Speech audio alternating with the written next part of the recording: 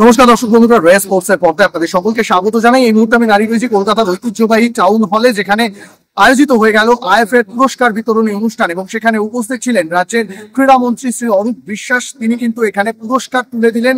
যে কটা বয়স ভিত্তিক প্রতিযোগিতা রয়েছে আইএফএর অনূর্ধ্ব-15, অনূর্ধ্ব-13, নার্সারি লীগ সমস্ত বিভাগে পুরস্কার তুলে দিলেন চ্যাম্পিয়ন রানার্স আপ দলের হাতে, পাশাপাশি সেরা কোচ, সেরা ফুটবলারদের হাতে পুরস্কার তুলে দিলেন।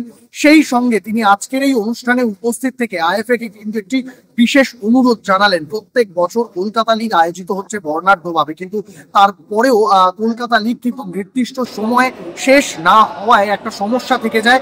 ছোট দলগুলো শেষ পর্যন্ত তারা প্রতিযোগিতায় অংশ নিতে পারে না, দল তুলে নিতে বাধ্য হয় এবং সেই কারণে তিনি কিন্তু একটা অনুরোধ জানালেন যে যাতে প্রত্যেক বছর নির্ধারিত সময়ের মধ্যে আইএফএ এই কলকাতা লীগ শেষ করে, পাশাপাশি রেফারিং এর দিকে যাতে আরো ভালো নজর দেওয়া যায় এবং সম্প্রতি ব্যাটিং এর উপর কড়াকড়ি করা হয়েছে, সেই কড়াকড়ি যাতে আরো বজায় রাখা যায় সেদিকেও কিন্তু তিনি নজর দিতে বললেন। চলুন এক নজরে শুনে নেওয়া যাক কি বলছেন অরূপ বিশ্বাস।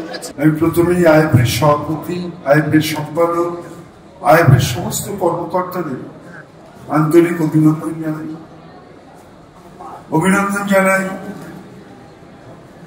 যাদের জন্য ফুটবল খেলা দেখা সেই অতীত দিনের দিকপাল খেলোয়াড়েরা তারা রয়েছেন আইএফএর সঙ্গে যুক্ত সমস্ত ক্লাবের প্রতিনিধি, সবাইকে অভিনন্দন জানাচ্ছি। প্রত্যেক কিছুরই একটা স্বীকৃতি দরকার। আজকে সেই স্বীকৃতি প্রদানের অনুষ্ঠান, সবাই তাদের সামর্থ্য অনুযায়ী টিম করেন, চেষ্টা করেন এবং পরে যখন তারা সাফল্য পান, আজকে সেই সাফল্য যারা অর্জন করেছেন আজকে তাদেরই পুরস্কার প্রদান করবেন আইএফএ এর তরফ থেকে। আমি শুধু আইএফএ কে একটাই অনুরোধ করব যে আমাদের কলকাতা লীগ, বিশেষ করে প্রিমিয়ার লিগ, অনেক ক্লাব অনেক কষ্ট করে তারা কিন্তু এটা করেন। শুধু প্রিমিয়ার লিগ না, যারা ফার্স্ট ডিভিশনে খেলছেন, second division, third division, fourth division, কিছু মানুষ, কিছু ফুটবল প্রেমী মানুষ, কিছু ফুটবল পাগল মানুষ সর্বস্ব দিয়ে দল করেন।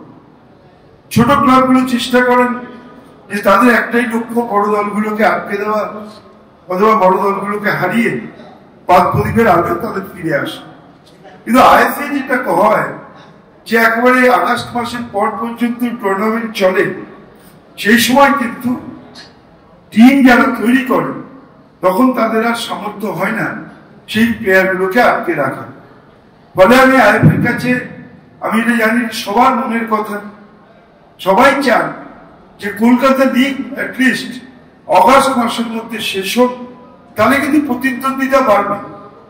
আগস্ট মাসের পরে যখন ছোট ক্লাবগুলো থেকে প্লেয়ারগুলো বেরিয়ে যাচ্ছে আর তখন কিন্তু কোনো প্রতিযোগিতা থাকছে না, বড় ক্লাব তাদের সারা বছর তাদের সঙ্গে প্লেয়ার থাকে, তারা খেলে চ্যাম্পিয়ন হয়ে যাচ্ছে।